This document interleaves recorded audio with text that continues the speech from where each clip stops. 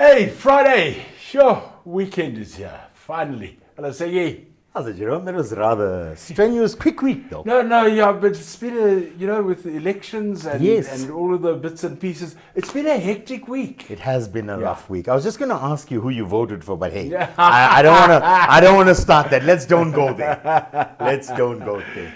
Segi, I tell you where I do want to go, because we're getting these questions. I know we've dealt with some of these questions on previous shows, but we're getting them coming back over and over and over again. And one of the big ones, I'll give it to you from Johan, who said he doesn't believe that he received a proper repair deal from a dealership. And we're getting these sort of things about repair work from dealerships or servicing from dealerships or not even just the aftermarket service Yes. centers. And people are wanting to say, what is the recourse? So maybe what we should do is we should also pose these questions to Advocate Brogden one Tuesday from a purely legal point of Yes, view. from a purely legal point of view. But from somebody who's involved in the motoring trade and has been for years and years and years, what are our recourses? What do we do under those circumstances? Jerome, let's start at the beginning. Okay. So you've taken your car in, you've got it back, you're unhappy with what was done. The best thing to do is then just go back, say to whoever's worked on your motor vehicle, I have a problem with this. I don't believe it was repaired. Please drive with me. Let's listen to the noise, or let's see how it runs, or whatever it is again. The scrupulous guys, the guys that want to stay in business, and the guys that know what they're talking about, will come to the party, have a look at it, and if it's something they've done, they will repair it. And if something they've not done and they should have, the honest guys will definitely take it back and say, look, we're sorry, we messed up here, we will do it.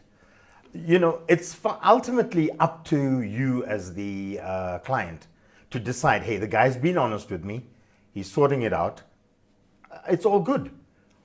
And that's the one way to resolve it, is to first go back to whoever has done it for you. And let's just remember, you've developed a relationship with these people. You've taken your second most valuable possession to them to work on. So let's give the guy a chance to rectify his error of his ways. Okay. And listen, we're all human. Yeah. I'm saying mistakes can be made in any workshop, dealerships, aftermarket workshops, any workshops. Take it back to whoever's worked on it. You've developed a relationship with the dealerships, will be your service advisor. Just ask them, drive with you, send a technician with you. Let me point out what was wrong with the car and the fact that it's still wrong. So please, someone help me out here. Okay, there are two issues here. Firstly, I think by nature, we're not really confrontational. Yes, yeah. So it sometimes is difficult to go that route. But you haven't met a couple of my clients, have you? But now, the scenario that you've painted is the ideal scenario. Yes, that's what idea. we do as a society, as a human being, Yeah. and we trust each other and we ask the guy to help us out. Right, now, what happens in the case where the person is not as scrupulous as people like you are? And he pushes back and says, no, It's not me. It's nothing we did. It's another problem that's come up. Yes. What sort of recourse do you have to that? Firstly, let's tackle the first part there. Another problem that's come up. Just remember, on motor vehicles, let's take the cooling system, for instance. If you fix one piece of the cooling system or just one pipe, and the car's a little bit older than normal, the chances are that another section on that cooling system can fail. Yeah. So if the guy says, look, it's not what we repaired, it's something else, but I'll look at it for you and I'll do it for you, but not under warranty, you may have to pay for the parts or something. It's more than a fair, let's say a compromise that, and you'll do it right. But if it's exactly the same thing and the guy refuses to repair it, then that's unscrupulous. That you then can go further. And if it's a dealership, you can go from the service advisor to the service manager. If you still don't have any happiness there, you call the dealer principal. But if you're getting to a point where you can see things are getting heated, and please make sure you send everything in writing, Jeremy. Put it in writing, drop an email. So later on, when it gets further than just the dealer principal, no one can say, but you never told us about this, or I don't remember any telephone conversation that I've had with you. Put everything in writing after you've gone past the talking stage. Put it in writing, get to the dealer principal.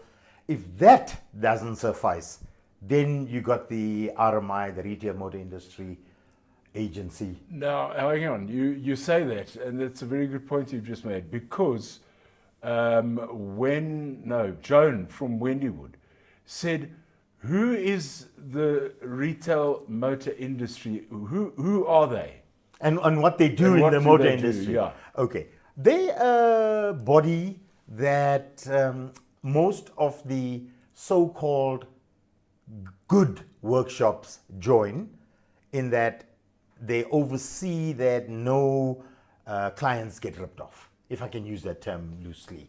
Okay. So if you have a problem with me, you get my RMI number, you go to the RMI, and then there's mediation that's done on your behalf by the RMI.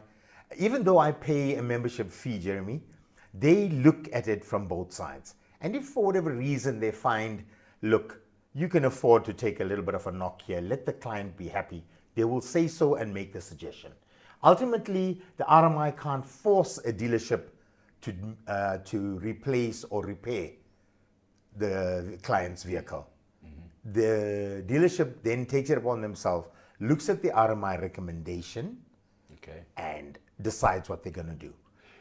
Is that the same with the ombudsman? No. Now you raise a very valid point. It's not the same as the ombudsman. It's not. You don't have to pay the ombudsman a fee or anything.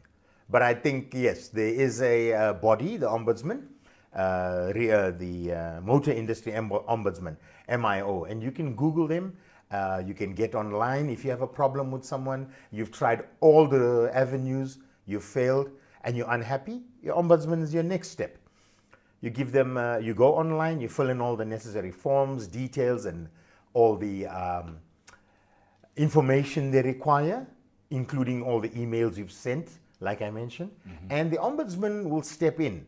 Now, the ombudsman's ruling is to the dealership is final, but you can still go further if you want to take it further, because as you know, the Consumer Protection Act's been implemented, so a lot of this falls under the consumer being protected.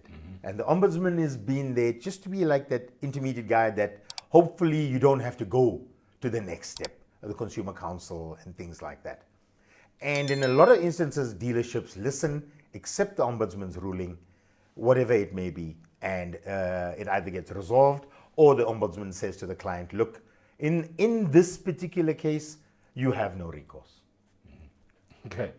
Now, somehow these are all falling exactly in line with the questions that have been coming in, because one of the other questions from Durban, from Ravi in Durban, says, how effective are these organizations in resolving issues? It's a valid question, And Ravi. it had to come from Durban, hey? Yeah. It had to come from Durban, yeah. No, but Ravi, it's a very valid question. Look. How effective are they? All right, let's go back to the RMI. RMI ruling or mediation, it's merely mediation, and they may determine, and the dealership doesn't have to accept it, neither does the client. Okay. Then you go to the ombudsman. Right. Ombudsman ruling is also the dealership, 9 times out of 10, I've heard they accept. Okay. And I've spoken to the ombudsman. Okay. So they accept the rulings and they get on with it, because the ombudsman was put in there by the big boys in the industry. Okay. But if you're still unhappy, then there's the Consumer Council you can go to, and then you can go legal. And I think that's when we're going to have to speak to Advocate Brogdon and see what, how effective it is to take on these guys, because a dealership in a lot of instances will have the big guns, or they will have the ruling by the ombudsman to say, look, the ombudsman ruled on this. Yeah, okay. You know what I'm saying? Basically, what you're saying is, if there is a problem, which this whole conversation started out with, Yeah. with a service or a repair that you're Yes. not happy with, go back to The whoever dealership. did it. Yes. Go as high as you can in the dealership. Yes. If that doesn't work, you go to the RMI. If you're not happy with that, or the dealership rejects that, go to the ombudsman, Yeah. and then you go to the Then consumer you go to council. the consumer council. Okay. And you know, and then ultimately you can go legal. Yeah. But at least you've got... At least you got all these stages to go Yeah. through. Yes. Okay. I think that's what people really want to know. Yeah, don't just get angry and upset. Maybe you go and talk to the guy or the person there nicely. Just resolve it. And like you said, we don't want to be confrontational. Yeah. If you go in there, all your hackles up, Guns blazing. you're going to get the same in return. Yeah. If you go in there and just say to them, guys, look, I'm unhappy about this. Jeremy, I promise you, the dealerships out there don't want to rip anyone off. Yeah. Also, I don't think anybody wants to rip anyone off. people want happy clients. Yes. Yeah. I mean, I got you. clients If I got you, return. yes, I got you as a happy client. You don't just return. When you're around the dinner table and you're having a conversation, hey, Makani's the service. By the way, Yeah. this is who I want This you to is go a- to. yeah. This is the guy. Yeah. Exactly. You know. That's the guy. Segi Mudley. Thank you very much. Segi. Thanks, Gino. And we'll be back with Sigi next Friday. Once again, right here on Mansfield Today. Until then, thank you for joining us and goodbye.